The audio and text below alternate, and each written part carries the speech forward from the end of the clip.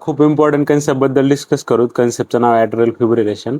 हा तुमच्या clinical प्रॅक्टिसमध्ये important आहे. तुमच्या INICET नीट म्हणजे प्रत्येक एक्झाममध्ये ह्याच्यावर क्वेश्चन विचारला जातं, कारण कॉमनली ही कंडिशन दिसते पेशंटमध्ये, त्यामुळे क्वेश्चन विचारले जातात. तर ह्याच्यात डिस्कस करू ECGत काय दिसतंय, ट्रीटमेंट काय आहे आणि कॉम्प्लिकेशन काय होऊ शकतात. तर ECGमध्ये तुम्ही बघू शकतात की वरी बघायलाच नाही ECG, त्यात पी वेव्हज ॲब्सेंट असतात आणि इरेग्युलर रिदम म्हणजे RR इंटरव्हल आहे ना, ती सेम नाही. तुम्ही वर ECGमध्ये बघू शकता. हा ECG भरपूर एक्झाममध्ये विचारला जातो. त्यामुळे आणि तुम्ही जर पेशंट आला आणि ECG काढला असं दिसला तर समजायचं की ॲट्रियल फिब्रिलेशन आहे.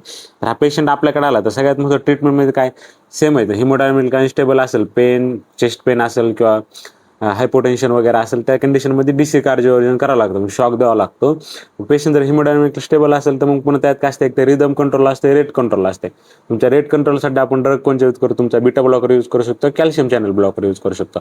रिदम कंट्रोलसाठी ॲमिडोरिन सारखे ड्रग यूज करू शकतो. आता हे झालं पेशंटला मॅनेज केलं. आता सगळ्यात महत्त्वाचं पेशंटमध्ये रिस्क कशाची असते, थ्रोम्बोएम्बोलिनची रिस्क असते.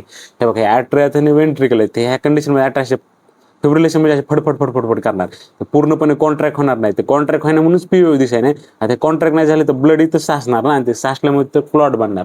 आता हे क्लॉट पेशंटमध्ये स्ट्रोक कॉज करू शकतात किंवा अजून बॉडीमध्ये दुसरीकडे जाऊन कुठं आर्टरीज ब्लॉक करू शकतात. त्यामुळे ह्या पेशंटमध्ये अँटीकॉग्युलेट देतात, म्हणजे की रक्त थोडं पातळ होण्यासाठी किंवा क्लॉट बनू नये, कारण हे क्लॉट बनले तर डोक्यात वगैरे जाऊन तुमच्या स्ट्रोक वगैरे कॉज करू शकतात. अँटीकॉग्युलेंट द्यायचं का नाही हे कसं ठरवतं, ते एक चॅडवॅस स्कोर असतो. तुम्ही मेडिसिन असताना त्या चॅडवॅस स्कोरनुसार डिसाईड केलं जातं. स्कोरची जर व्हॅल्यू 2 पेक्षा जास्त असेल तर अँटीकॉग्युलेशन द्यावं लागतं. त्यासाठी आपण वारफारिन किंवा डायरेक्ट ओरल अँटीकॉग्युलेंट यूज करतो. तर हे लक्षात राहू द्या. थ्रोम्बोएम्बोलिक कॉम्प्लिकेशन खूप जास्त होतात पेशंटमध्ये ॲट्रियल फिब्रिलेशनच्या. ECG असा असतो बघा, पी वेव्हज ॲब्सेंट असतात आणि इरेग्युलर रिदम, कारण RR इंटरमधलं डिस्टन्स सेम नसतं. आणि रिदम कंट्रोलसाठी ॲमिडोरिन यूज करतो, रेट कंट्रोलसाठी कॅल्शियम चॅनल ब्लॉकर किंवा तुमचं हे बीटा ब्लॉकर यूज करतो आपण. लक्षात राहू द्या.